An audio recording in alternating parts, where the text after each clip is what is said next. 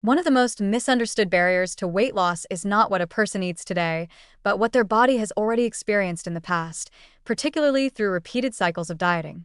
Metabolic adaptation, also known as adaptive thermogenesis, is the body's way of protecting itself against perceived starvation. While this survival mechanism served our ancestors well during times of famine, in today's environment of chronic dieting and weight cycling, it can make long-term weight loss difficult, frustrating, and often biologically resistant, regardless of food quality or quantity. When someone begins a calorie-restricted diet, the body initially responds by burning stored fat and lowering body weight. But over time, it also adjusts its energy expenditure downward in response to the reduced intake. This includes not just a drop in resting metabolic rate, but also subtle changes like fewer spontaneous movements, less thermic effect from food digestion, and hormonal shifts that drive increased hunger and decrease satiety. Leptin levels fall, reducing the feeling of fullness, while ghrelin levels rise, intensifying hunger. These changes can persist long after the diet ends, making weight regain extremely common. This process isn't a personal failure, it's a predictable biological response. The body interprets long-term calorie restriction as a threat to survival and shifts into energy conservation mode.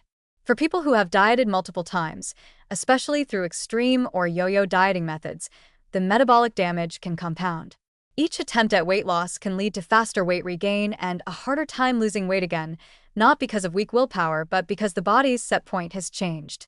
This set point is the weight range the body tends to defend, and it often increases after cycles of weight loss and regain. One of the most famous studies illustrating this was the follow-up on participants from The Biggest Loser. Years after the show ended, most contestants had regained a significant portion of the weight, despite continuing to eat healthfully and exercise regularly. Their metabolic rates remained significantly suppressed compared to what would be expected for their body size. This was a vivid demonstration of how the body's adaptive response can persist even with good lifestyle habits. Moreover, dieting history may affect how the body partitions energy. After repeated calorie restriction, the body may become more efficient at storing fat while conserving lean muscle. This means that when weight is regained, it may come back disproportionately as fat, not muscle, further worsening metabolic health. This shift is not about what someone is eating in the moment, but rather how their body has learned to respond to perceived energy shortages over time. The psychological consequences of metabolic adaptation are just as important. As dieting becomes harder and results get slower, many individuals feel defeated or blame themselves. They may restrict even further, intensify their efforts, or swing in the opposite direction and give up entirely. This leads to more weight cycling, more emotional distress, and more metabolic confusion. The result is a deeply entrenched pattern where the body is harder to change and the mind becomes more discouraged with each attempt. This reality demands a major rethink of how we approach weight management. Aggressive caloric restriction and short-term diets are not only ineffective long-term, they can be actively harmful. Instead, sustainable strategies focus on maintaining metabolic health through resistance training to preserve muscle mass, increasing non-exercise movement, improving sleep, reducing chronic stress, and optimizing nutrient density without extreme restriction. These practices help stabilize hormonal balance and prevent further metabolic suppression. Crucially, the focus must shift from simply eating less to nourishing the body adequately and consistently over time. It also means giving up on the illusion of rapid transformation.